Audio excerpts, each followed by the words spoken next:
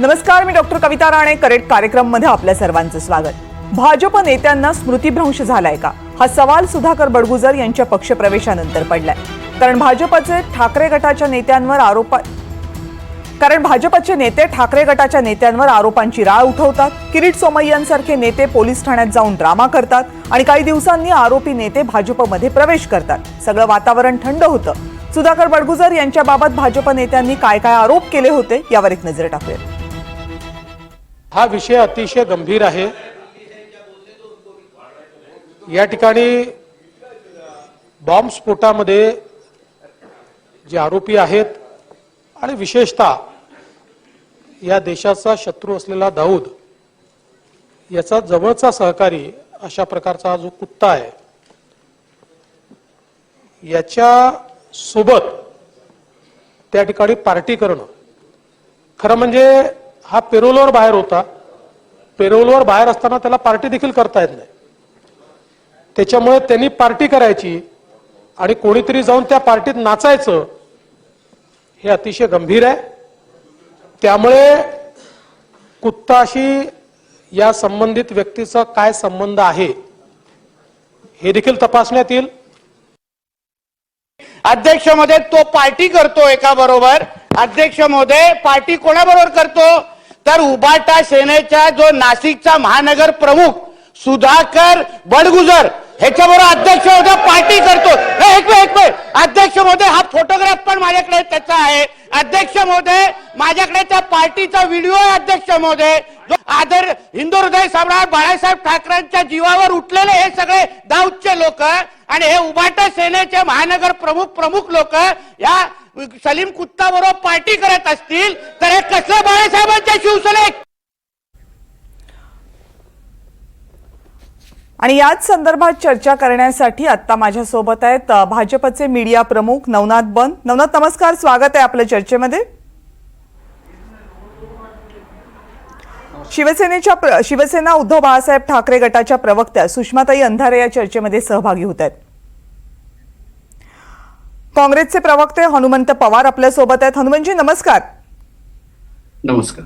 माजी पोलीस अधिकारी अविनाश धर्माधिकारी सर चर्चेमध्ये सहभागी झालेत. सर, नमस्कार. आवाज येतोय का? हो, येतोय सर, आपला आवाज पोहोचतोय माझ्यापर्यंत. आणि राजकीय विश्लेषक अभय देशपांडे सर या चर्चेमध्ये सहभागी झालेले आहेत. सर, नमस्कार. सुरुवातीला नवनाथ तुमच्याचकडे यावं लागेल, कारण आज सकाळपासून संपूर्ण सगळ्याच टीव्ही चॅनल्सवर जर ड्रामा कुठला असेल तर तो नाशिक पासून मुंबई पर्यंतच आहे. थोड्या वेळापूर्वी त्याला पूर्ण वेळ मिळाला. सुधाकर बडगुजर यांना भाजपमध्ये घेतलं जाणार की नाही हा प्रश्न गेल्या काही दिवसांपासून होता आणि याला विरोधकांचा काही विरोध नव्हता. याला विरोध होता भाजपच्याच काही नेत्यांचा. आज सकाळी भाजपचे नेते म्हणत होते आम्हाला काही माहित नाहीये की त्यांचा पक्षप्रवेश आहे की नाही. नेमका गोंधळ काय होता हा सगळा, आणि सुधाकर बडगुजर यांना जर पक्षामध्ये घ्यायचंच होतं तर मग इतका सगळा गोंधळ का घातला गेला की एकमत नव्हतं? आवाज येत नाहीये मला. आता येतोय? थोडंसं मिसकम्युनिकेशन झालं होतं. सुधाकर बडगुजर यांना भारतीय जनता पार्टीमध्ये प्रवेश यावं यासाठी सुधाकर बडगुजर हे मागच्या काही दिवसापासून आग्रही होते. त्याबद्दल प्रदेश पातळीवर चर्चा झाली आणि त्यानंतर तो प्रवेश आज करायचा का उद्या करायचा आहे याबद्दल थोडासा चर्चा बाकी होती. त्याच्या आधी आदरणीय गिरीश भाऊ आमचे नेते आहेत, त्यांनी या संदर्भातली चर्चा केली आणि रात्री उशिरा त्या संदर्भातली चर्चा अंतिम टप्प्यात असताना तो प्रवेश आज करायचा का उद्या याबद्दल दुविधा होती. आणि त्यामध्ये माध्यमांच्या काही प्रतिनिधींनी सकाळी आदरणीय भारतीय जनता पार्टीचे प्रदेशाध्यक्ष चंद्रशेखरजी बावनकुळे आणि आदरणीय रवींद्र चव्हाण यांना या संदर्भात विचारणा केली. तोपर्यंत सुधाकर बडगुजर यांच्याबद्दलची जी चर्चा झाली त्याची माहिती त्या दोन्ही नेत्यांना नव्हती. तो प्रवेश आज करायचा का उद्या याबद्दलचा थोडासा संभ्रम होता आणि त्यामुळे थोडंसं मिसकम्युनिकेशन यामध्ये झालं. परंतु त्यानंतर आदरणीय सुधाकरजी बडगुजर साहेब यांचा भारतीय जनता पार्टीमध्ये प्रवेश झाला. अतिशय मोठ्या जल्लोषामध्ये भारतीय जनता पार्टीचे प्रदेशाध्यक्ष चंद्रशेखरजी बावनकुळे साहेब, रवींद्र चव्हाण, गिरीश महाजन यांच्या उपस्थितीमध्ये त्यांचा प्रवेश झालाय. भारतीय जनता परिवारामध्ये त्यांचं स्वागत झालंय.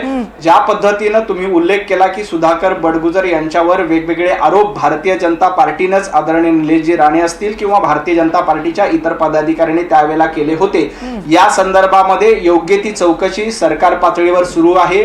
ती चौकशी योग्य ती होईल. सुधाकर बडगुजर भारतीय जनता पार्टीमध्ये आल्यामुळे ती चौकशी कुठेही थांबणार नाही. या संदर्भात जे काही व्हायचंय न्यायालयीन पातळीवर किंवा कोर्टाच्या पातळीवर ती केस चालतच राहील. परंतु भारतीय जनता पार्टी येणाऱ्या नाशिक महापालिका निवडणुकीत असेल किंवा उत्तर महाराष्ट्रामध्ये संघटन वाढीसाठी आदरणीय पंतप्रधान नरेंद्र मोदीजी, महाराष्ट्राचे लाडके मुख्यमंत्री देवेंद्रजी फडणवीस साहेब यांच्या नेतृत्वात भारतीय जनता पार्टी ही मार्गक्रमण करते. येणाऱ्या महापालिका निवडणुकीमध्ये, स्थानिक स्वराज्य निवडणुकीमध्ये भारतीय ठीक आहे, जनता पण पार्टी फक्त स्थानिक स्वराज्य संस्थांच्या निवडणुकांसाठी घेतलंय का सुधाकर बडगुजरांना? का म्हणजे भाजपला का सुधाकर बडगुजर हवेसे वाटले फक्त स्थानिक स्वराज्य संस्थांच्या निवडणुकांसाठी? पक्ष वाढवायचा अधिकार प्रत्येक पक्षाला असतो. तो काँग्रेस असेल, राष्ट्रवादी असेल किंवा उभाटा गट असेल, प्रत्येक पक्ष आपला पक्ष वाढवण्यासाठी प्रयत्न करत असतो.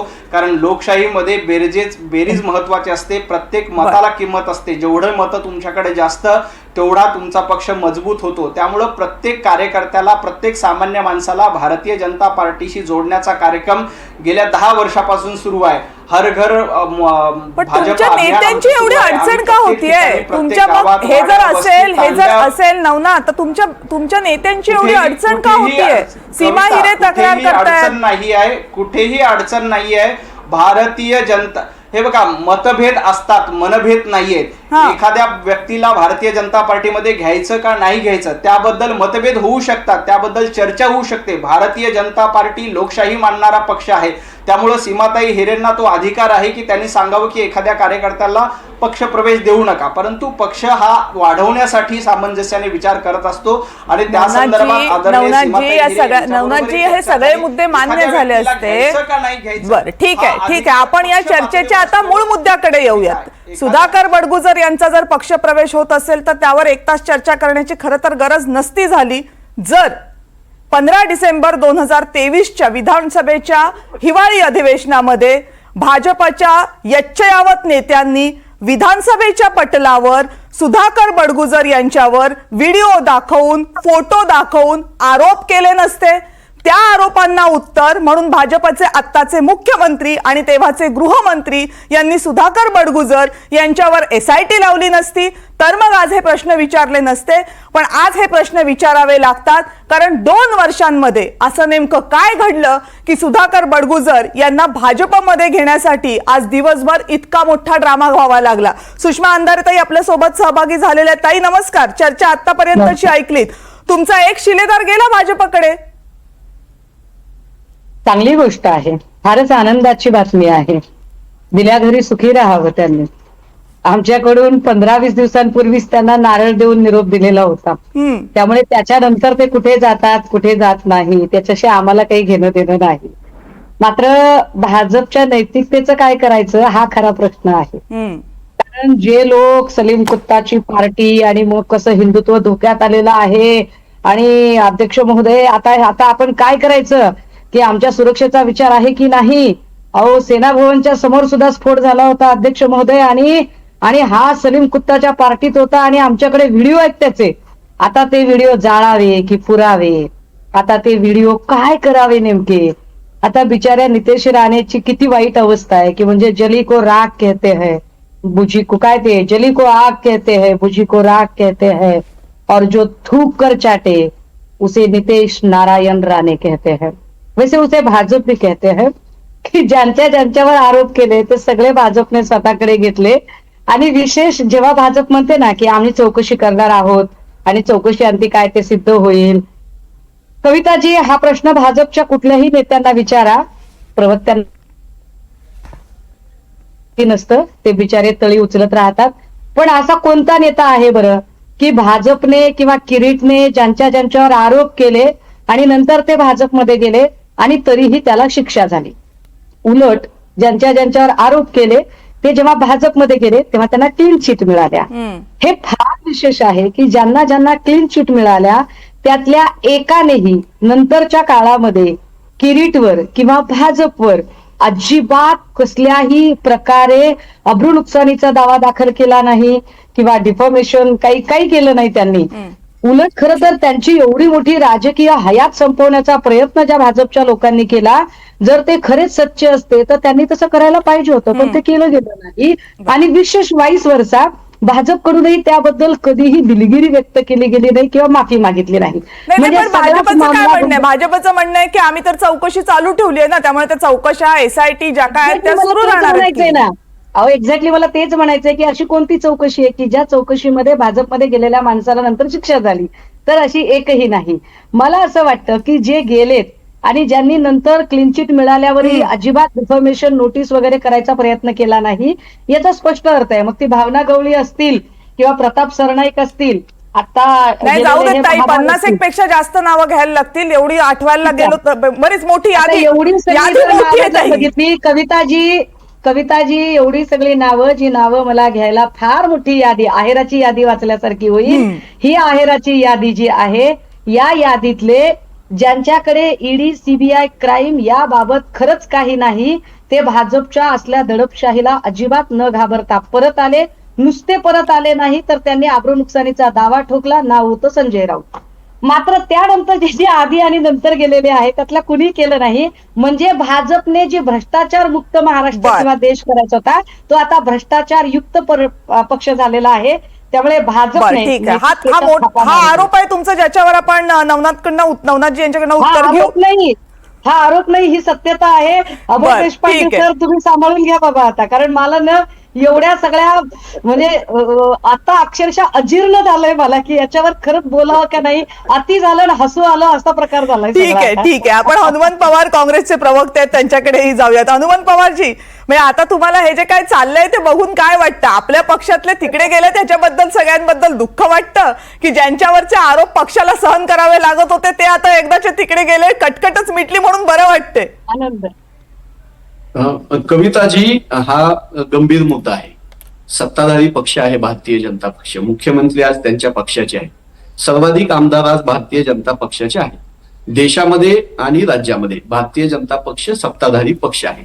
या देशाची लोकशाही, या देशाच्या संविधानिक परंपरा आणि या देशाचा जो आजपर्यंतचा राजकीय इतिहास आहे, त्या इतिहासाला खरं म्हणजे नख लावायचं काम अशा घटनांमधून होत आहे. त्यामुळे असं होताना त्यांना भांडणे किंवा त्यांना जाब विचारणे यापेक्षा माझ्यासारख्या संवेदनशील राजकीय कार्यकर्त्याला म्हणजे वेदना होतात. तर त्या वेदना चंद्रशेखरजी बावनकुळे साहेबांच्या पण चेहऱ्यावर आपल्याला स्पष्ट दिसतील. तर त्या बघायच्या जर असतील तर ते आमचे नवनाथ बन सहकारी मित्र आमचे, त्यांना पण त्या दिसतील. सीमाताईंच्या मनामध्ये ज्या वेदना आहेत त्या पण त्यांना दिसतील. त्यांच्या पक्षातला मुद्दा आहे तो, त्यांनी ते कसं मॅनेज करायचं त्यांचा मुद्दा. पण मला दोन गंभीर प्रश्न या निमित्तानं उपस्थित करायचे. त्याला राजकीय आरोप प्रत्यारोप म्हणून घ्यावं की कसं घ्यावं हा ज्याचा त्याचा प्रश्न. पहिला प्रश्न, या महाराष्ट्राचं जे पवित्र आणि कायद्यानं संमत असलेलं संविधानिक असं जे विधिमंडळ आहे, त्या विधिमंडळामध्ये उभा राहून गृहमंत्र्यांनी सलीम कुत्ता सोबत फोटो आहेत आणि त्यांनी पार्टी केली, त्यांनी डान्स केला असं सांगितलं आणि त्याच्या SIT चौकशीची घोषणा केली. इथं पोलीस अधिकारी आहेत, इथं तटस्थ विश्लेषक आहेत, इथं भारतीय जनता पक्षाचे नवनाथ बन आहेत. माझा साधा प्रश्न आहे की त्या SITच्या चौकशीचं आजचं स्टेटस काय हे आम्हाला या चर्चेच्या माध्यमातून कळालं, म्हणजे या पक्ष प्रवेशाकडे कसं बघायचं हे आणखी क्लिअर होईल. आणि दुसरा मुद्दा की या पक्ष प्रवेशाच्या निमित्तानं सुधाकर बडगुजर त्यांच्या मुलावर जी मोकाची कारवाई करण्यात आली होती त्याचंही स्टेटस आम्हाला कळावं. म्हणजे मग त्यांनी त्या आरोपीला प्रवेश दिलाय तर त्याला क्लीन चिट दिली का न्यायालयाच्या निर्दोष सुटले म्हणून त्यांचा प्रवेश केलाय? उद्या सुधाकर बडगुजरला भारतीय जनता पक्षानं प्रदेश अध्यक्ष करावं, आमचं काही म्हणणं नाही. बन यांच्या मताशी मी सहमत आहे, पक्ष वाढवायचा अधिकार आहे. पण पक्ष वाढवत असताना आशिष शेलारांसारखे सिनियर मंत्री, दादा भुसेन सारखे मंत्री, नितेश राणे सारखे आमदार, देवेंद्रजी सारखे काहीतरी आता ते विकासाचे वगैरे काहीतरी लेबल लावलं, अशी मंडळी ज्यावेळेस संविधानिक विधिमंडळामध्ये एखाद्या माणसावर देशद्रोहाच्या लोकांच्या सोबतचे आरोप लावतात त्यांनाच प्रवेश देतात, तर ही संवेदनशील मनाला दुखावणारी ठीक गोष्ट आहे. आहे. दोन्ही मुद्दे तुमचे राजकारण- महत्वाचे आहेत, ते दोन्ही मुद्द्यांची उत्तरं घेऊयात. अविनाश धर्माधिकारींकडनं जाणून घेऊयात. अविनाश धर्माधिकारीजी, मला हे कळतं की कोणत्याही राजकीय पक्षाचे जेव्हा तुम्ही प्रवक्ते नसता किंवा राजकीय पक्षाशी संबंध नसता, पण तुमची संपूर्ण हयात अशा गुन्हेगारांना पकडण्यात गेलेली असते जे गुन्हेगार हे देशाचे गुन्हेगार असतात. त्या गुन्हेगारांवरनं विधिमंडळामध्ये राजकारण होतं आणि त्यानंतर राजकारणाचा पेस वाढवण्यासाठी, पक्ष वाढवण्यासाठी त्याच गुन्हेगारांना साथ देणाऱ्या, त्यांच्यासोबत दिसणाऱ्यांना घेतलं जातं आणि त्यावर चर्चा करावी लागते, ज्यावर तुम्हाला पुन्हा येऊन उत्तर द्यावं लागतं. म्हणजे तुमच्या मनाला आता काय यातना होत असतील ना, याची फक्त कल्पना करू शकते मी. माझा आवाज येतो आपल्याला? हो हो. मी तुम्हाला यापूर्वीच एक उदाहरण देऊ इच्छितो. एक ऍडिशनल सीपी होते, IPS officer, senior IPS officer. त्यावेळेस अरुण गवळीचं राजकारणामध्ये येण्याचं चर्चा चालू होती. त्यावेळेस आमच्या समोर एकदा फोनवरती बोलताना दुसऱ्या एका आयपीएस अधिकाऱ्याला सांगत होते की माझी तर 2-3 वर्ष सर्व्हिस राहिलेली आहे, लकीली अशा लोकांना मला सल्यूट करायला लागता कामा नये, त्याच्यात रिटायर झालं तुम्हाला खूप बरं होईल, ही त्यांनी भावना व्यक्त केली होती. राजकारणामध्ये गुन्हेगारींचं पूर्वीपासूनच सहभाग आहे. फक्त पूर्वी असं होतं की राजकारणी लोक त्यांची मदत घेत होते. आणि उदाहरणार्थ तुम्ही भारताची पहिली निवडणूक जरी विचार केला तर तेव्हापासून आतापर्यंत प्रत्येक निवडणुकीमध्ये कुठल्या ना कुठल्या पक्षाने किंवा कॅन्डिडेटनी स्थानिक गुन्हेगारांची मदत घेतलेली आहे. गुन्हेगार साधारणपणे काय करतात, रॉबिनहूड सारखी आपली एक प्रतिमा केलेली असते. श्रीमंतांना लटवून गरिबांना त्यांनी बऱ्यापैकी मदत केलेली असते. त्यांचाच माल, हापाबाचा माल गपाबा या टाईप मध्ये त्यांनी केलेलं असतं. त्यामुळेच तर भारतामध्ये म्हणजे मोठ्या मोठ्या गुन्हेगारांच्या जेव्हा अंत्ययात्रा निघतात त्याला हजारोनी लोक सामील होतात. ती दुर्दैवाची गोष्ट आहे. दुसरी गोष्ट, भारतामध्ये आणखीन एक म्हणजे आपण जाती आणि धर्मामध्ये विभागलो गेलेलो आहे. त्यामुळे मतदान करताना आपण जनता पण जाती आणि धर्माचा विचार करून फार मतदान करते. त्याचा एक फायदा हे गुन्हेगार लोक घेतात.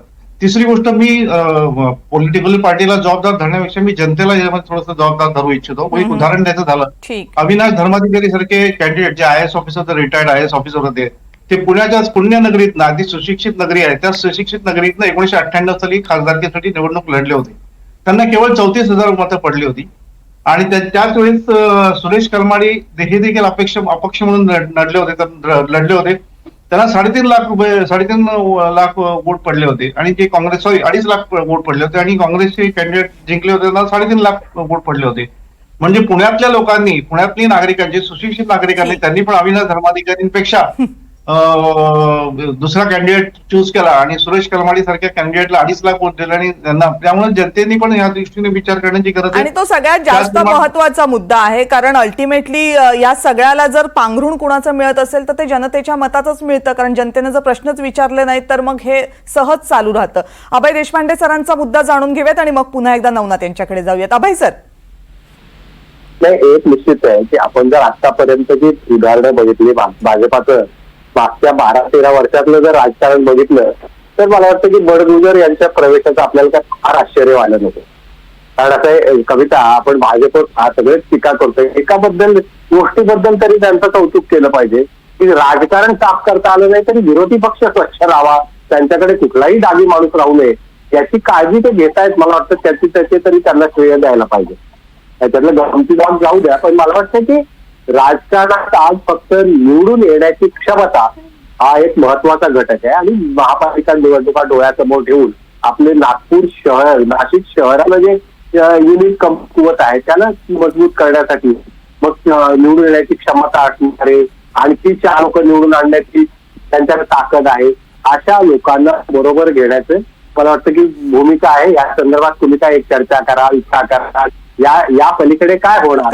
तर मला वाटतं की धर्माधिकारी सरांनी जो आता मुद्दा काढला तो अतिशय महत्वाचा आहे. कारण हे सगळं गृहीतच कशावर चाललंय, कारण ही लोक निवडून येतात, निवडून येण्याची क्षमता, तर हे जे गृहीतक आहे ते कोण हाणून पाडणार, हे हाणून पाडण्याची क्षमता ज्या लोकांकडे आहे, ज्या मतदारांकडे आहे, जोपर्यंत ते अशा लोकांना, ज्या दलबदलून लोकांना तर कुठल्याही पक्ष जाऊ फक्त विरोधी पक्ष, कारण अशा लोकांचं ज्यांच्या पाठीमागे काहीतरी त्यांचं ज्याचं काष्टा अडकलेला आहे अशी मंडळी नेहमी सत्ताधारी पक्षाच्या बाजूला असतात. पण अशा लोकांचं जर महत्व कमी करायचं असेल तर एकच गोष्ट होऊ शकते ती म्हणजे या येणाऱ्या निवडणुकीमध्ये अशा लोकांना पराभूत करणे. त्याच्याशिवाय राजकीय पक्ष कुठलाही असो, भाजपच नाही, कोणताही राजकीय पक्ष, हे ज्या बडगुजरांबद्दल आपण टीका करतोय किंवा त्यांच्या प्रवेशाबद्दल भाजपला बोलतोय हे बडगुजर मागच्या आठवड्यापर्यंत स्वच्छ होते ना. जे त्यांच्यावर आता जे बोलतायत त्यांना ते चालत होते, फक्त ते तिकडे गेल्यानंतर त्यांचे दुर्गुण दिसायला लागले. म्हणजे मला कुठल्याही राजकीय पक्षापेक्षा राजकीय प्रवृत्ती ही जी आहे ती या निवडून येण्याच्या क्षमतेभोवती गोळा झाल्यामुळे मला वाटतं की सर्व राजकीय पक्ष याच मार्गाने जाणार आणि हा मार्ग जर बंद करायचा असेल तर नागरिकांना त्याच्यामध्ये निर्णायक भूमिका घ्यावी लागेल. पण दुर्दैवानं ते काही होताना दिसत नाहीये. नवनाथजी, विरोधक स्वच्छ करण्याची खरंच एवढी काय घाई झालेली आहे? म्हणजे आता त्या वॉशिंग मशीनला काय आता दुसरं बटन बसवलंय का की एकीकडे भ्रष्टाचाराचे दुरुस्त करायचे आलेले सगळे, मग आता दुसरीकडे देशद्रोहाचे दाऊद इब्राहिम बरोबर ज्यांचे संबंध आहेत त्यांच्यासाठी वेगळं एक बटन ठेवायचं, असं काय आता म्हणजे काय ठरवून ठेवलं की विरोधकांमध्ये एकही डागी राहायला पाहिजे नाही, सगळे आमच्याचकडे आले पाहिजे, असं काय ठरवलंय का भाजपनं? 100% भाजप करणं हा भारतीय जनता पार्टीचा सुरुवातीपासूनच उद्देश आहे.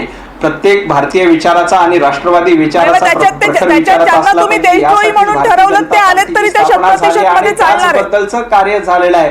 कविता माझं उत्तर पूर्ण झाल्यानंतर तुझी कमेंट दे, नंतर मी तुम्हाला त्याबद्दल सांगतो. सुरुवातीला सुषमाताईंनी एक आरोप केला की महाराष्ट्राला थुंकलेलं जर का चाटायची सवय लागली, त्याचं जर उदाहरण बघायला गेलं तर सुषमाताईंनी ज्या पद्धतीनं आतापर्यंत वेगवेगळे युटर्न घेतले ते जर का बघले महाराष्ट्रानं तर महाराष्ट्राला अक्षरशः ओकारी येईल. खरं तर सुषमाताई ज्येष्ठ प्रवक्ते आहेत, परंतु सुषमाताईंची अनेक उदाहरणं आपल्याला देता येईल की बाळासाहेब ठाकरे, स्वर्गीय हिंदू हृदय सम्राट बाळासाहेब ठाकरे यांना सुषमाताई काय काय शब्दात बोलल्या होत्या आणि आता त्याच व्यासपीठावर सुषमाताई आहेत. आपल्या हिंदू देवदेवतांबद्दल सुषमाताई काय काय बोलल्या होत्या आणि आता त्याच त्यांची भूमिका काय आहे. तर इतिहास उकरून काढायचा असेल तर खूप काढता येईल. अगदी उद्धवजी ठाकरे यांनी सोनिया गांधींबद्दल काय काय शब्द वापरले होते, शरद पवार यांच्याबद्दल काय काय शब्द वापरले होते हे देखील आपल्या लायब्ररीमध्ये उपलब्ध असेल. महाराष्ट्रातल्या जनतेला माहिती आहे. सुधाकर बडगुजर यांचा प्रवेश हा सर्वसंमतीने झालेला आहे. भारतीय जनता पार्टीला आपला पक्ष वाढवण्याची ताकद आहे, भारतीय जनता पार्टीला पक्ष वाढवण्याचा हक्क आहे आणि त्याच माध्यमातून सुधाकरजी बडगुजर यांचा भारतीय जनता पार्टीमध्ये प्रवेश झालेला आहे. दुसरा मुद्दा, सुधाकर बडगुजर यांच्यावर जे आरोप झालेले आहेत त्या संदर्भात ज्या काही चौकशा सुरू आहेत त्या चौकशा जशाच तशा सुरू राहतील. जर का या चौकशांमध्ये किंवा या सगळ्या आरोपांमध्ये तथ्य असेल, सुधाकर बडगुजर त्याबद्दल दोषी असतील तर त्याबद्दलची योग्य ती कारवाई सरकार किंवा कोर्टाच्या पातळीवर होणार असेल तर त्याचं भारतीय जनता पार्टी स्वागत करेल. त्याबद्दल कुठलीही आक्षेप नाही. आतापर्यंत शेवटचा मुद्दा, आजपर्यंत भारतीय जनता पार्टीमध्ये ज्यांचा प्रवेश झालाय त्या कुणाचीही चौकशी थांबलेली नाही, त्या सगळ्यांची चौकशी सुरू आहे. भारतीय जनता पार्टीमध्ये कोणी प्रवेश केला म्हणून आजपर्यंत कुणाचीही चौकशी थांबवलेली नाही. हा मुद्दा देखील महत्वाचा आहे. फक्त त्या चौकशांचं मग तो विचारला ना मगाशी हनुमानजींनी की त्यातले कुठली चौकशी पूर्ण झाली. सुषमाताईंनी पण तेच विचारलं, कोणाची चौकशी पूर्ण झाली? अजित पवारांची चौकशी पूर्ण झाली, प्रफुल्ल पटेलांची चौकशी पूर्ण झाली, भावना गवळींची चौकशी पूर्ण झाली, प्रताप सरनाईकांची चौकशी पूर्ण झाली. सगळ्या कविता ही सगळी प्रकरणं कोर्टामध्ये आहेत. वेगवेगळ्या समित्या त्याबद्दल चौकशा करतायत. विरोधकांना तो हक्क आहे विधानसभेमध्ये आता मला फक्त एक प्रश्न विचारायचा आहे तुम्हाला. या प्रकरणात प्रश्न एक विचारायचा, लिसन प्रश्न आता तुम्हाला हा विचारायचा आहे की सुधाकर बडगुजर यांच्यावर केलेले आरोप आणि नवाब मलिक यांच्यावर केलेले आरोप यांच्यामध्ये एक साम्य होतं. ते साम्य हे होतं की देशद्रोहांशी त्यांचे संबंध होते. एक वेळ राष्ट्रवादी काँग्रेसच्या इतर नेत्यांवर केलेले आरोप आपण बाजूला ठेवूया, ते भ्रष्टाचाराचे आरोप होते म्हणून, पण या आरोपांना भाजपनं वेगळ्या कॅटेगरीमध्ये गणलं होतं आणि त्याच्यासाठीचं त्यांचं सर्वात मोठं माप काय होतं तर नवाब मलिक. आम्ही बाकी सगळ्यांना माफ करू राष्ट्रवादीच्या, पण नवाब मलिकांना करणार नाही. का? कारण त्यांच्यावरचे आरोप वेगळे आहेत. भाजपच्याच नेत्यांचं हे म्हणणं होतं नवाब मलिक चालत नाहीत. त्याच्यासाठी अधिवेशन सुरू असताना देवेंद्र फडणवीस अजित पवारांना एक भलं मोठं पत्र लिहितात जे पहिल्यांदा माध्यमांमध्ये येतं. नवाब मलिक ज्या तुम्हाला निकषाखाली चालत नाही त्याच निकषा अंतर्गत मग तुम्हाला सुधाकर बडगुजर कसे चालतात? कविता, आता माझं ऐकून घ्या. ज्या पद्धतीनं नवाब मलिक यांच्यावर आरोप झाले होते ज्या पद्धतीने दाऊद संदर्भामध्ये ज्यांच्या जमिनी हस्तगत केल्याचे ते आरोप होते, त्या संदर्भात आजही भारतीय जनता पार्टीची भूमिका तीच आहे. सुधाकर बडगुजर यांच्यावर जे आरोप झाले त्याबद्दल आजही भारतीय जनता पार्टीची तीच भूमिका आहे. या संदर्भात चौकशा, SIT जे काही न्यायालयीन प्रक्रिया सुरू आहे ती सातत्यानं सुरू राहील, त्याच्यामध्ये कुठेही हस्तक्षेप असणार नाहीत. परंतु सुधाकर बडगुजर जर भारतीय जनता पार्टीमध्ये येणार असतील, भारतीय जनता पार्टी त्यानिमित्ताने वाढणार असेल, तर त्याबद्दल भारतीय जनता पार्टीने त्यांचं स्वागतच करणार आहे. कालपर्यंत मग नवाब मलिकांना का विरोध होता? नवाब मलिक हे राष्ट्रवादी काँग्रेस वाढवत होते ना, राष्ट्रवादी काँग्रेसचा हिस्सा होते. मग नवाब मलिकांना का विरोध होता? मग राष्ट्रवादीला संधी नाही का आपला पक्ष वाढवण्याची? दोन गोष्टी आहेत. राष्ट्रवादीला संधी आहे. राष्ट्रवादींनी त्यांचा पक्ष वाढावा, ते विधानसभेमध्ये सन्माननीय उमेदवार देखील होते, त्याबद्दल भारतीय जनता पार्टीने आक्षेप घेतला नाही. परंतु ज्या पद्धतीचे नवाब मलिकांना राष्ट्रवादीतून काढून टाका असं कोणी मागणी केली का? नवाब मलिकाला आमच्या सोबत घेऊ नका एवढंच भारतीय जनता पार्टी याही संदर्भामध्ये बडगुजर यांच्यावर बोलू तर द्या, बडगुजर यांच्यावर जे काही आरोप आहेत ते अजून सिद्ध झालेले नाहीत. ज्या दिवशी उद्या भविष्यामध्ये बडगुजर यांच्यावरचे आरोप सिद्ध झाले तर आम्ही बडगुजर यांना ऐकून घ्या कविताजी, बडगुजर यांच्यावर किंवा नवाब मलिक यांच्यावर उद्या आरोप सिद्ध झाले तर त्यांच्याबरोबर भारतीय जनता पार्टी राहणार नाही, ही मी भाजपची अधिकृत भूमिका सांगतो. कोर्टामध्ये होईल, SIT मध्ये होतील, जुठे कुठे चौकशी करायची असेल त्या सगळ्या प्लॅटफॉर्मवर बडगुजर देखील चौकशीसाठी तयारी आहेत. कुठलीही यंत्रणा लावली, निवृत्त न्यायाधीश लावले किंवा कुठलीही यंत्रणा लावली आणि या संदर्भात जर का बडगुजर दोषी असतील तर भारतीय जनता पार्टी ही तेवढ्याच ताकदीनं बडगुजर यांना शिक्षा झाली पाहिजे यासाठी मागणी करणारा सगळ्यात पहिला पक्ष असेल. जरी ते भारतीय जनता पार्टीमध्ये आले असले तरी, परंतु जर का आरोप सिद्ध झाले नसतील, कविता राणी जर का आरोप सिद्ध झाले नसतील, इतके मोठे आरोप आहेत, तो माणूस जर तुम्ही सत्तेच्या कुशीत घेणार असाल, करू देणार का नाहीत? एखाद्या माणसावर जर का आरोप केले तर त्या संदर्भातली प्रक्रिया तर पूर्ण होऊ द्या. जर का उद्या दोषी असतील तर त्या संदर्भात योग्य कारवाई करण्याची मागणी एवढाच मुद्दा आहे ना नवनाथजी, एवढाच मुद्दा आहे ना की आरोप सिद्ध होऊ द्यात. मग आता प्रश्न असा आहे की विधिमंडळाच्या पटलावर जर या देशातले, या राज्यामधले निवडून दिलेले नेते हे म्हणतायत की या माणसामुळं या राज्याला धोका आहे. नितेश राणे यांनी म्हटलं की हा माणूस जर असेल राज्यामध्ये, याच्यावर कारवाई होत नसेल तर राज्याला धोका आहे, कारण बॉम्बस्फोट करणाऱ्या आरोपींबरोबर यांची जर नातं असेल तर ते राज्यासाठी धोकादायक आहे. हे आशिष शेलार म्हणाले होते, हे दादा भुसे म्हणाले होते, हे नितेश राणे म्हणाले होते. जर त्या माणसामुळे देशाला, राज्याला धोका असेल तर तो तुमच्यासाठी पक्ष वाढवायला इतका गरजेचा बनतो? कविताजी त्यांच्यावर जर का आरोप सिद्ध झाले तर कारवाई करावी या मागणीसाठी सगळ्यात पुढाकार घेणारा भारतीय जनता पार्टी असेल, दुसरा कुठलाही पक्ष नसेल. कुणीही देशद्रोहाचे आरोप असतील किंवा ते सिद्ध झाले तर त्या संदर्भात कारवाई झाली पाहिजे, त्याबद्दल कुणाचाही दुमत नाही. परंतु आरोप झालेले आहेत ते आरोप सिद्ध व्हायचे आहेत.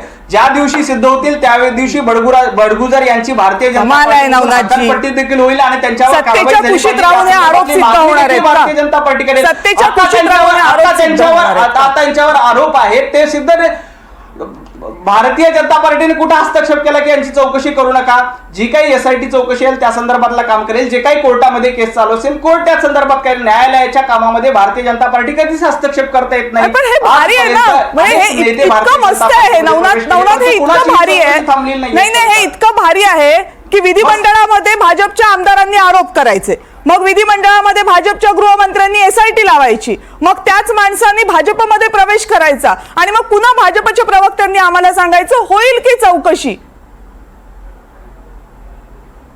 सोपं आहे. चौकशी होऊन कारवाई, याच्यावर विश्वास ठेवावा लागेल ना तुम्हाला. चौकशी होऊन कारवाई होईल, त्याच्यावर जो काही निर्णय यायचा ते येईल. परंतु तोपर्यंत त्या माणसाला जर का भारतीय जनता पार्टीमध्ये यायचा असेल आणि त्या संदर्भात पक्षप्रवेश करायचा असेल तर त्याला विरोध करण्याचं काही कारण नाहीये.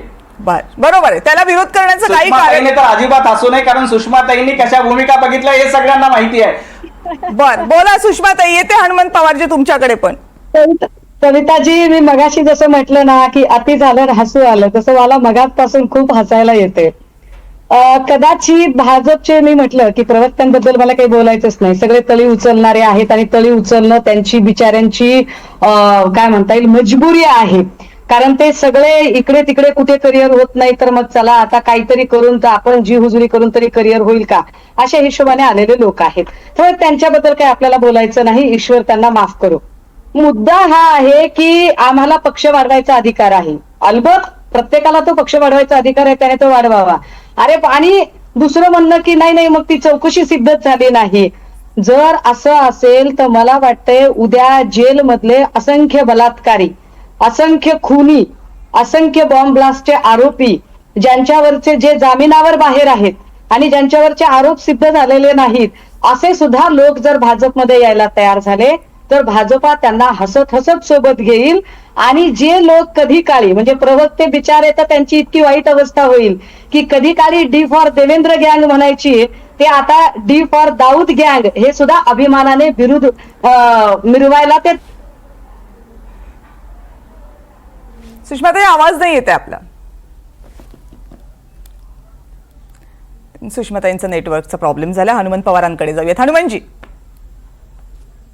नाही कविताजी, माझा प्रश्न अविनाश धर्माधिकारी सर बसलेले आहेत, अधिकारी आहेत. मला त्यांना खरं म्हणजे त्यांच्याकडून मला जाणून घ्यायचं आणि चॅनलच्या निमित्तानं महाराष्ट्रालाही ते जाणून घ्यायला आवडेल की एखाद्या माणसावर जर आरोप असतील आणि ते देशद्रोहासारखे गंभीर आरोप असतील, परदेशी लोकांच्या सोबत संगनमत साधलेले आरोप असतील, नुसते आरोप आणि पोलीस तपास नव्हे तर विधिमंडळामध्ये सरकारनं SIT स्थापन केलेली असेल, त्या SITचं काम चालू आहे. आणि असं असताना सरकारी पक्षाचे प्रदेश अध्यक्ष, सरकारी पक्षाचे प्रदेश कार्याध्यक्ष, सरकारमधले 3 कॅबिनेट मंत्री, तिथं महाजन होते, तिथं चव्हाण होते, तिथं बावनकुळे होते, 3 कॅबिनेट मंत्री ज्या वेळेस त्या माणसाला खांद्यावर घेऊन डोक्यावर घेऊन टाळ्या वाजवतायत, हात तुरे घालतायत आणि आम्हाला यांची सोबत साथ हवी आहे पक्ष वाढवण्यासाठी असं म्हणतात, त्यावेळेस SITच्या तपासावर परिणाम होतो का नाही?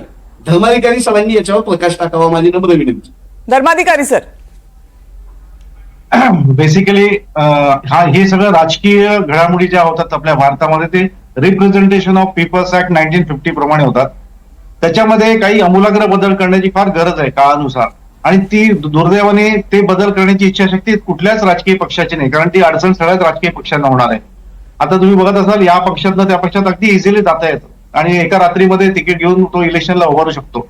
तर हे सगळं जे चाललेलं आहे हे थांबवणं फार काही कठीण नाही, फक्त त्याला राजकीय शक्ती पाहिजे, राजकीय इच्छाशक्ती पाहिजे. आता सध्या आपण फक्त जिंकून येणं हाच क्रायटेरिया विचार केला जातो आणि त्यामुळे हे सगळं घडतंय. यामध्ये जनतेने देखील विचार करायला पाहिजे की यापुढे असे जे कॅन्डिडेट्स असतील, मग कुठल्या पक्षाचे असो, अशा कॅन्डिडेटला अजिबात निवडून देता कामा नये. मग त्याच्या अगेन्स्ट दुसरा कुठला जरी कॅन्डिडेट आपला असेल तरी कुठल्याही पक्षाचा असेल तर त्याला निवडून द्यायला पाहिजे. जर का जनतेने एकमताने सुरुवात केली तर कशाला हा पॉलिटिकल पार्टी घेतील असल्या लोकांना. म्हणून सध्या परिस्थिती संख्याबळ हे महत्वाचं आहे राजकीय पक्षाला. मग ते संख्याबळ बघताना त्याची क्वालिटी अजिबात बघितली जात नाही, कुठल्या क्वालिटीचा आहे तो. हे मी एका पर्टिक्युलर पक्षाबद्दल बोलत नाही, कारण आजचं जे उदाहरण आहे ती व्यक्ती एका राजकीय पक्षातनं दुसऱ्या राजकीय पक्षात आलेली आहे. काही काही ठिकाणी तर असे आहेत की डायरेक्ट गुन्हेगारी जगतातनं राजकीय पक्षामध्ये आलेले लोक पण आहेत. त्यात तर आणखीन फार वाईट वाटतं. त्यामुळे कमीत कमी यांच्यावर थोडेसे राजकीय संस्कार तरी झाले असे म्हणता येईल. पण इतर मात्र गुन्हेगारी असं ते आल्यानंतर राजकारणात पण गुन्हेगाराप्रमाणेच वागतात. मी काही गुंड लोकांना जेव्हा ते राजकारणात आले त्यानंतर IPS ऑफिसरना अरेतुरीने बोलताना बघितलं जाईल, एवढी मस्ती त्यांना येते, जे त्या इतर काळामध्ये त्यांच्या केबिनमध्ये त्यांच्या समोर उभारण्याची हिंमत नाही करू शकत. असे लोक त्यांना नंतर टर्म्स डिक्टेट करायला सुरुवात करतात. पण याकरता मी बरोबर सगळ्याच राजकीय पक्षांनी आता बरोबर आत्मनिरीक्षण करायला पाहिजे आणि जो आपला ऍक्ट आहे त्याच्यामध्ये संशोधन करून ह्या सगळ्या एक पक्ष दुसऱ्या पक्षामध्ये एका रात्रीत जातो, एक व्यक्ती दुसऱ्या पक्षामध्ये जातो, हे सगळं बंद करून ज्या जनतेची जी इच्छा आहे, जनतेने ज्या पक्षाला निवडून दिलं त्या पक्षाने राज्य करावं. ठीक आहे पवार साहेब, अगदी थोडक्यात मला अभय सरांकडे जायचंय. मी अर्धा मिनिट घेतो की धर्माधिकारी सर तुम्ही असं कातडी बचाव का बोलताय? तुमच्याकडून अपेक्षा आमच्या चुका काढा, सत्ताधारी पक्षाच्या चुका काढा. मी असं म्हणालो, मला प्रश्न तुमच्याकडून समजून घ्यायचा आहे की सत्ताधारी पक्षातले 3 कॅबिनेट मंत्री ज्यावेळेस SIT चौकशी चालू असलेल्या आरोपीला खांद्यावर घेऊन नाचतायत त्यावेळेस चौकशीवर परिणाम होतो का नाही? 100% होतो, त्यात काय प्रश्नच नाही. पॉलिटिकल इन्फ्लुएन्स प्रत्येक ठिकाणी असतोच ना. 100% त्यात काय दुमत नाहीये. पण दुसरी गोष्ट त्यावर तेच म्हणणं की हे फक्त एकाच पक्षाच्या बाबतीत नाही ना, ह्याच्यापूर्वी पण घडलेलं आहे अशा गोष्टी. ते आम्ही सत्तेत आतापर्यंत नाही आलेच घडलं. बोलायचं, आम्ही सत्तेत आलेच बोला, आता सत्तेत आहे त्यांना तुम्ही ठोकून काढावा, त्यापेक्षा सर तुम्ही त्रयस्थ माणसं आहात. त्याबद्दल बोलायचं नाही. तुम्ही सत्तेत होता त्या हनुमंत पवारजी, अख्खी राष्ट्रवादी काँग्रेस तुमच्या सोबतच होती हो. प्रॉब्लेम होतोय असं वाटतंय काँग्रेस भाजपबद्दल काँग्रेस बोलताना. सत्तेत असताना आणि नाही नाही भाजप अहो, हनुमंत पवारजी, अख्खी राष्ट्रवादी काँग्रेस आधी तुमच्या सोबतच होती, असं कसं? थोडंसं तर तुम्हाला तुमच्याकडे घ्यावं लागेल ना. कविताजी, मगाशी माझं येते बोलणं राहून येते. गेलं. हा ताई, मी तुमच्याकडे येते, फक्त अभय सरांचा मुद्दा आपण ऐकूयात. अभय सर. नाही कविता, हा राजकारणातला आणि एकूणच भाजपातला, नवीन भाजपा आणि जुन्या भाजपातला गुणात्मक फरक म्हणून याच्याकडे बघायला पाहिजे. एकेकाळी विरोधी पक्षाने आरोप केले म्हणून ज्या शोभाताई फडणवीसांचा, महादेव शिवणकरांचा राजीनामा घेणारे पक्ष घेणारा हा पक्ष होता. हा पक्ष आपणच ज्यांच्यावर आरोप केले त्यांना पक्षात घेतोय आणि आम्हाला पक्ष वाढवायचा अधिकार आहे म्हणून सांगतोय. मला वाटतं की हा जो बदल आहे ना राजकारणातला, हा मला वाटतं की अतिशय महत्वाचा आहे. दुसरं असं आहे की ऑर्डिनन्स का पाडला. मला पवार साहेब तुम्हाला एक प्रश्न विचारायचा आहे की फरक का नाही. ज्यावेळेस आपण राहुल गांधींना ऑर्डिनन्स का पाडावा लागला, काय होता तो ऑर्डिनन्स की शिक्षा, कन्व्हिक्टेड माणसाला अपील पेंडिंग असेल तर इलेक्शन कॉन्टेस्ट करता येणार नाही अशी भूमिका घेतून त्याच्यातून सूट देणार ऑर्डिनन्स पाडला ना आपण. म्हणजे मला वाटतं की आपण कुठल्या बाजूला आहोत त्याप्रमाणे भूमिका घेतो बऱ्याचदा. आणि मग अशा वेळेस या लोकांचं भावतं, ही मंडळी जी आहे आज राजकारणात छोटे मोठे गुन्हेगार स्थानिक स्वराज्य संस्थांवर आपलं वर्चस्व ठेवून आहेत, त्याचं कारण असं आहे की वेळोवेळी त्या काळात सत्तेवर असणाऱ्या लोकांनी त्याला राजाश्रय दिलेला आहे. त्याच्यामुळे मला वाटतं की या कारण निवडून येण्याची क्षमता हाच जर एकमेव क्रायटेरिया ठेवून जर राजकारण करणार असतील राजकीय पक्ष, तर त्यात कमी जास्त कोण आहे एवढाच फरक एवढाच फरक करता येईल. आणि भाजपाने तर या बाबतीत म्हटलं की हा फरक काय, शिवणकर शोभाताईंचा राजीनामा घेणारे आज आपणच केलेल्या आरोपीला, ज्यांच्यावर आरोप केले आहेत, गंभीर देशद्रोहाचे आरोप केले, त्यांना डोक्यावर घेऊन नाचताना आरोप कुठा सिद्ध झालाय असा युक्तिवाद करतात. मला वाटतं की हा राजकारणातला झालेला गुणात्मक फरक आहे. फक्त त्याला गुणात्मक म्हणायचा की अवगुणात्मक म्हणायचा हा प्रश्न आहे सर. बोला ताई, बोला. मुद्दा माझा हा होता की आरोप केलेत आणि आरोप सिद्ध कुठे झालेत, आरोप सिद्ध नाहीत झाले. हा जो युक्तिवाद आहे ना, तर या न्यायाने जामिनावर बाहेर असलेले बलात्कारी असतील, खुनी असतील, असे सगळेच जण, कारण पक्ष वाढवायचा आहे भाजपाला आणि कुणालाही घ्यायचा त्यांना अधिकार आहे, तर मला वाटतं की जामिनावर बाहेर असणाऱ्या लोकांचे आरोप सिद्ध झालेले नसतात म्हणूनच ते जामिनावर बाहेर असतात. अशा अनेक बलात्कारांना, अनेक खुन्यांना आणि अनेक बॉम्ब ब्लास्ट मधल्या आरोपींना आता भाजपा पक्षात घेऊ शकते, किंबहुना भाजपने पक्षात घ्यायचं आहे, हा त्याचा संकेत आहे. पण दुसरं महत्वाचं गोष्ट की आरोप सिद्ध झालेले नाहीत किंवा आमच्याकडून चौकशी चालूच आहे, ही चौकशी चालू आहे जो वाक्य आहे ना, हे जास्त भयंकर आहे. कारण हे वाक्य सातत्याने बोलून असणाऱ्या लोकांवर एका अर्थाने एक प्रेशर टॅक्टिज करण्याचा प्रयत्न केला जातो. एक प्रेशर क्रिएट करण्याचा प्रयत्न आहे की बघ, हल्लास की तुला बघ, चुप बैठून तो कान काटूंगा, तू काहीही बोललास की तुझी फाईल लगेचच काढली जाईल. मग ती 70,000 कोटीच्या घोटाळ्याची काढली जाईल, ती आदर्शची सोसायटीची काढली जाईल, किंवा ती बडगुजरच्या त्या मोक्काची, त्याच्या पोराची फाईल काढली जाईल. जोपर्यंत आमच्या सोबत आहेस तोपर्यंत आम्ही फाईल उघडणार नाही. ज्या क्षणी तुझ्या मनात काही वेगळा विचार येईल, आम्ही फाईल काढायला तयार आहोत. हा एकच त्याच्या मागचा उद्देश असेल की ज्यामुळे कदाचित प्रेशर टॅक्टिकच्या नावाखाली इथे एकही आरोप सिद्ध होत नाही, पण चौकशी थांबलीये असं सुद्धा ते सांगत नाहीत. हे फार विशेष आहे. बर, नवनाथ, यावर उत्तर द्यायचंय आपल्याला. कविता, अतिशय वैयक्तिक टिप्पणी सुषमाताईंनी सुरुवातीला केली की प्रवक्ते आपलं करिअर वाचवण्यासाठी इकडे येत आहेत. तर सुषमाताई, तसं नाहीये. तुम्ही आधी डाव्या चळवळीशी संबंधित होतात, त्यानंतर राष्ट्रवादी शरद पवार गटात गेला आणि आपलं स्वतःचं करिअर वाचवण्यासाठी उभाटा गटामध्ये गेलाय. हा महाराष्ट्राने बघितलंय.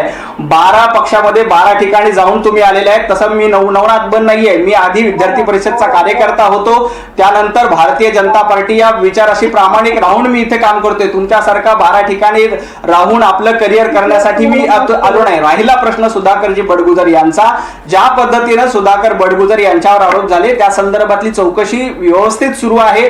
त्या संदर्भात योग्य ती कारवाई होईल. मी मगाशी देखील त्याचा उल्लेख केला की जर का ते दोषी असतील तर त्यांच्यावर कारवाई झाली पाहिजे. या संदर्भातली मागणी करणारा सर्वात आधीचा पक्ष भारतीय जनता पार्टी असेल, कारण राष्ट्र प्रथम या विचाराने काम करणारा हा पक्ष आहे.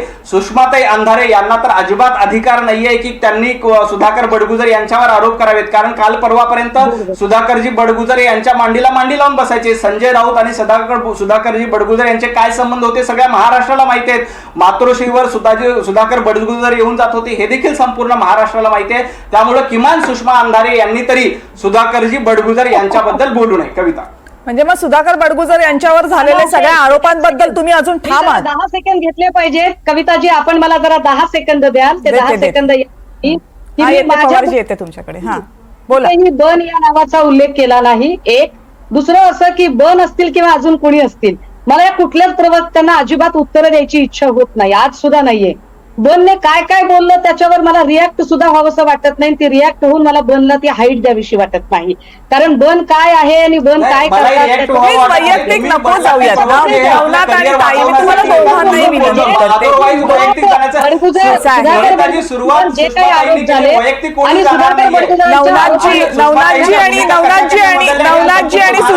नवनाथजी आणि सुषमाताई, मी तुम्हाला दोघांनाही विनंती करते. नवनाथजी आणि सुषमाताई, तुम्हाला दोघांनाही विनंती. सुषमाताई जस्ट अ मिनिट. सुषमाताई प्लीज 1 मिनिट ऐका फक्त. सुषमाताई 1 मिनिट ऐका फक्त.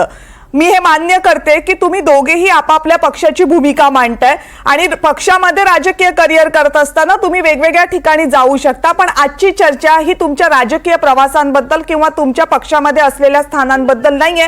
त्यामुळं आपण एकमेकांच्या आत्ताच्या स्थानाचा आदर करूया, एवढी मी विनंती तुम्हाला दोघांनाही करते. प्लीज एकेरी कुणावरही टीका नको. सुषमाताई, माझ्याकडून कधीही कुणाबद्दल वैयक्तिक टिप्पणी होत नसते, परंतु सुमार दर्जाचे ज्या वेळेला लोक सामील होतात आणि ज्यांच्याकडे बोलण्यासाठी मुद्दे नसतात आणि जे व्यक्तिगत उतरतात आणि त्यांना हे माहित नसतं की सुषमा अंधारेने राष्ट्रवादी काँग्रेसमध्ये कधीही प्रवेश केलेला नव्हता आणि सुषमा अंधारेचा 23 वर्षापूर्वीची सुरुवात तुम्ही केली, तेव्हा त्यांची अक्कल त्यांनी गहाण ठेवलेली असते की नितेश राणेसारख्या माणसाने RSSची चड्डी कारवापर्यंतची भाषा केली.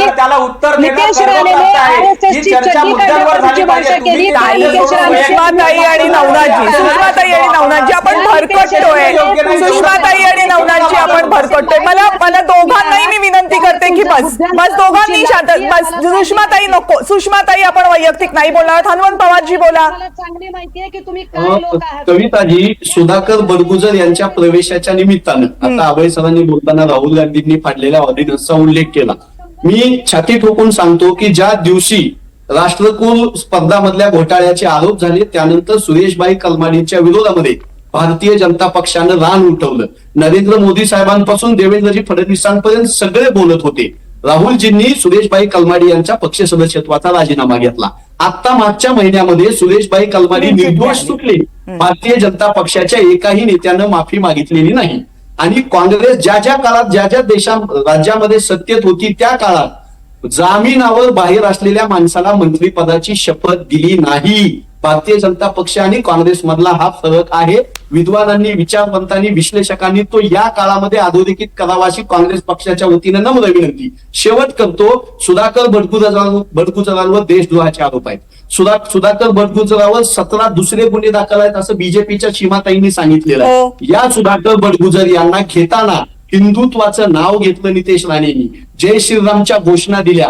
मी सश्रद्ध हिंदू घरामधला, वारकरी घरामधला आहे. माझ्या भावना दुखावलेल्या आहेत की गुन्हेगार माणसाला, देशद्रोही माणसाचा आरोप असलेल्या तुम्ही हिंदुत्वाचं, माझ्या धर्माचं नाव देताय. तुम्ही माझ्या रामाचं नाव घेऊन घोषणा देताय. भारतीय जनता पक्षानं ही बनचुकेगिरी आणि ही बनवेगिरी आता बंद करावी.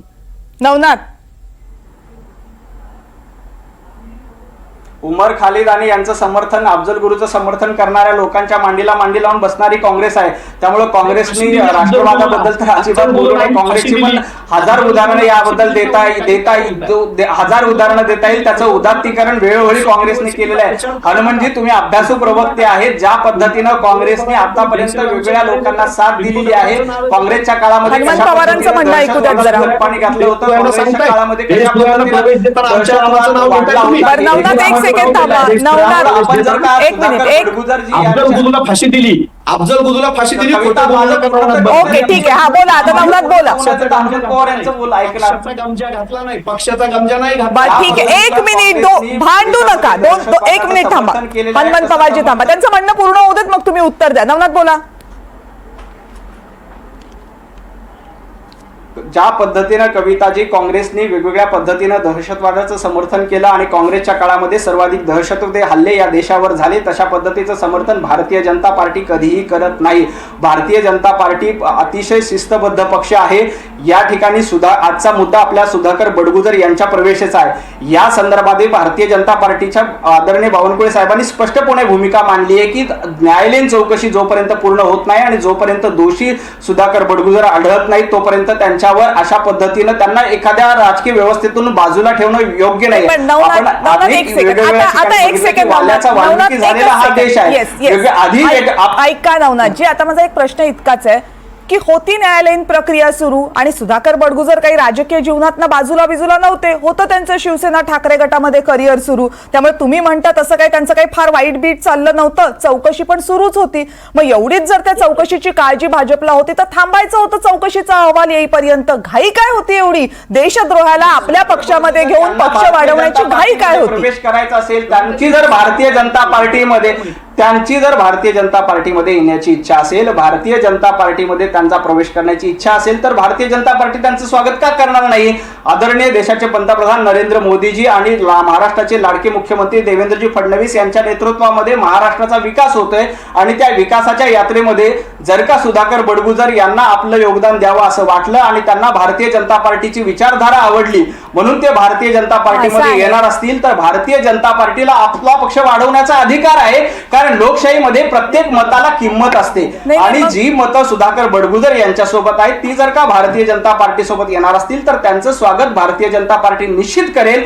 कारण भारतीय जनता पार्टीला प्रत्येक उद्या एखाद्यावर दहशतवादाचे आरोप असतील यासाठीच तर काम करते. ठीक आहे, म्हणजे उद्या दहशतवादाचे आरोप असणारे आरोपी जरी आले तरी काय भारतीय जनता पक्षाला हरकत नसावी? मग कविता तुम्ही गल्लत करतो, तुम्ही दहशतवादा आरोप सिद्ध झाला आहे आणि देशद्रोही कारवाई करणाऱ्या सिद्ध झालेलं म्हणतच नाहीये मी, आरोपच म्हणते. समर्थन करणार दहशतवादाचे आरोप असले तुमच्याकडे आरोप आणि सिद्ध होणार. कविताजी 2 मध्ये अजिबात गफलत करू नका. तुम्ही अनेक वर्ष जवळपास 20 वर्ष पत्रकारिता करतायत. आरोप आणि सिद्ध होणं याच्यामध्ये फरक आहे.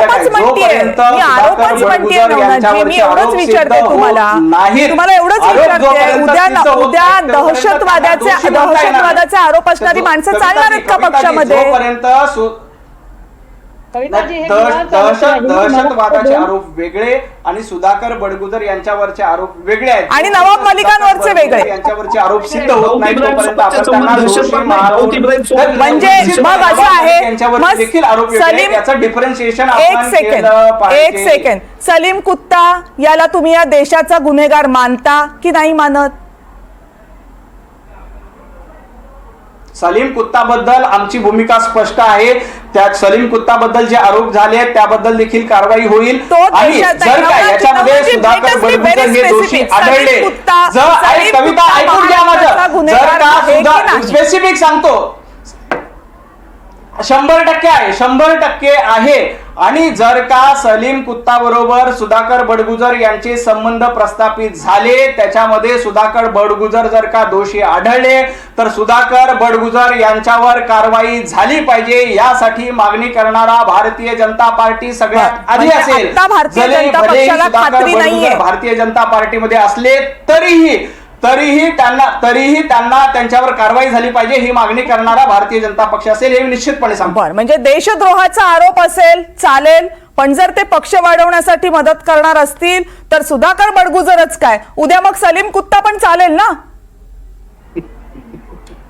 देशद्रोहाचा सुधाकर बडगुजर यांच्यावर देशद्रोहाचा आरोप नाहीये. सलीम कुत्ता याच्याबरोबर एका पार्टीमध्ये असल्याचा आरोप आहे आणि त्याचंही समर्थन भारतीय जनता पार्टी करत नाही. देशद्रोहाचा आरोप वेगळा, दहशतवाद्यांना मदत करणं आरोप वेगळा आहे. एका ठिकाणी एका पार्टीमध्ये असल्याचा आरोप सुधाकर बडगुजर यांच्यावर होता आणि या संदर्भात चौकशी देखील सुरू आहे. जर का सुधाकर बडगुजर हे त्या कारवाईमध्ये दोषी असल्याचं आढळलं तर त्यांच्यावर निश्चितपणे कारवाई झाली पाहिजे. आदरणीय देवेंद्रजी देखील त्यांच्यावर कारवाईची मागणी करतील. म्हणजे कुणीही त्याचं समर्थन करणार नाही आणि सुधाकर बडगुजर यांची त्याच दिवशी पक्षातून हकालपट्टी केली जाईल आणि त्यांच्यावर कारवाईचं समर्थन देखील केलं स्पष्ट जाईल. करावं की नवाब मलिक यांच्यासाठी, मग नवाब मलिक हे देशद्रोही आहेत भाजपच्या मते? नवाब मलिक यांच्यावर देखील आरोप आहेत. नवाब मलिक यांच्यावरचे गंभीर आरोप आहेत. त्यामुळे नवाब मलिक यांच्याबद्दल भारतीय जनता पार्टीने वेळोवेळी भूमिका स्पष्ट केली आहे. नवाब मलिक यांच्यावर सोयीना नाही, जी रियालिटी आहे ती आपण स्वीकारली पाहिजे. नवाब मलिक यांच्यावर थेट दाऊदची जमिनीचे व्यवहार केल्याचे आरोप आहेत. या संदर्भामध्ये वेळोवेळी भूमिका भारतीय जनता पार्टीने अशी अतिशय स्पष्ट केलेली आहे. नवाब मलिक यांच्या व्यवहार संबंध असतील तर लेट अस बी स्पेसिफिक. देशद्रोहाशी व्यवहार केले जमिनीचे, देशद्रोही माणसाशी, त्याच्यामुळे ते देशद्रोही ठरतात. पण त्यांच्याबरोबर पार्टी केली, नाचले, त्याचे व्हिडिओ समोर आले तर ते देशद्रोही ठरत नाहीत. सुधाकर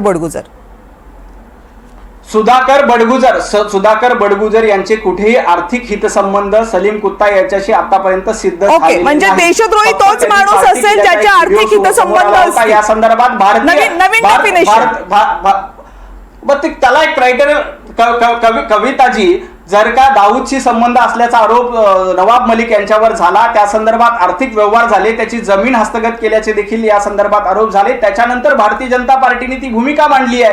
या देशामध्ये जो कोणी देशद्रोहासंदर्भातला आरोप करेल किंवा त्याबद्दलचा आरोप महाराष्ट्रातली एखादी जमीन, भारतीय जनता पार्टी समर्थन करणार नाही. नवनाथजी समजू शकतो, महाराष्ट्रातली एखादी जमीन विकत घेतली, त्या जमिनीचा दाऊदशी संबंध असेल तर तो माणूस देशद्रोही ठरतो.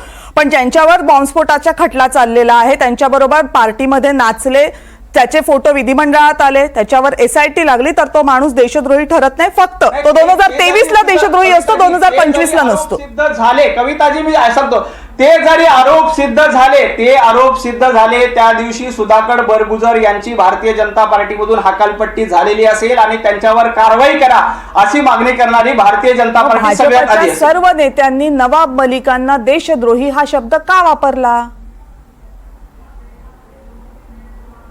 नवाब मलिक यांच्यावर ते आरोप झालेले आहेत. नवाब मलिक यांचे आम्ही म्हणतोय ते देशद्रोही सिद्ध झाले का? दाऊदची प्रॉपर्टी होती. चला शेवटचं कमेंट सुषमा त्या दिवशी सिद्ध होईल त्या दिवशी नवाब मलिकांवर कारवाई केली पाहिजे. 10 सेकंद याच्यासाठी हवे होते की एकतर बडगुजरांच्या संबंधाने सभागृहाच्या पटलावर विद्यमान मुख्यमंत्र्यांनी अशा देशद्रोह्यांना आम्ही खपवून घेणार नाही संवेदना मेल्यात उच्चारलेलं आहे. त्यामुळे बडगुजरच्या साठी देशद्रोही हा शब्द विद्यमान मुख्यमंत्री फडणवीस साहेबांनी उच्चारलेला आहे आणि विद्यमान सोकॉल्ड नवहिंदुत्वाचे पुरस्कर्ते आमचे भाचे नितेश राणे यांनी सुद्धा उच्चारलेला आहे. हे कृपया ज्ञात असावं.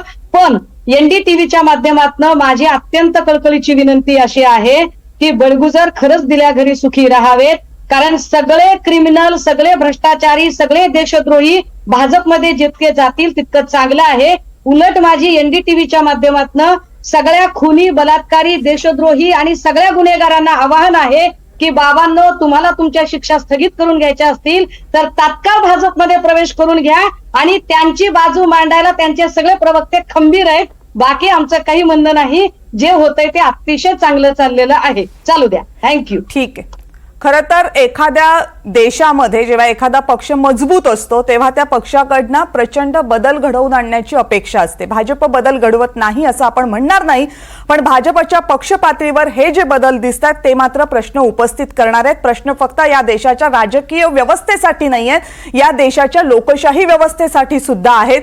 कारण जर इतके मोठे आरोप असलेला माणूस उजळ माथ्यानं सत्तेच्या कुशीत जाऊन बसत असेल आणि त्याचा आधार घेऊन आपल्या आरोपांपासून मुक्तता मिळवण्याचा प्रयत्न करत असेल तर तो जनतेच्या डोळ्यामध्ये धुळफेक करण्यासारखा आहे. कारण ज्या SIT निर्माण केल्या जातात, जी कोर्ट तयार केली जातात, जी पोलीस व्यवस्था असते, ही सगळी व्यवस्था चालवण्यासाठी जे पैसे लागतात, जी मेहनत लागते, ती या देशातला सर्वसामान्य माणूस करत असतो. त्याच्या जीवावर हे सगळं सुरू असतं. पण दुर्दैवानं आज तोच सर्वसामान्य माणूस, तीच जनता या सगळ्या घडामोडींकडे डोळे उघडून बघत नाही. त्यामुळे हे पक्षप्रवेश होतात आणि तिथल्या घोषणा आपल्याला ऐकू येतात. दुर्दैवानं हेही सांगावं लागेल की आज जर या पक्षप्रवेशाबद्दल आपण बोललो असलो तरी उद्या पुन्हा सुधाकर बडगुजर कोणत्याही पक्षाच्या तिकिटावर निवडून आले तर आश्चर्य वाटून घेऊ नका. त्यांच्यावरच्या गुन्ह्यांची संख्या 17 वरून 70 वर जाईल, पण निवडून येण्याची क्षमता जोपर्यंत आहे तोपर्यंत हा आकडा त्यांचं काहीही वाकडं करू शकणार नाही.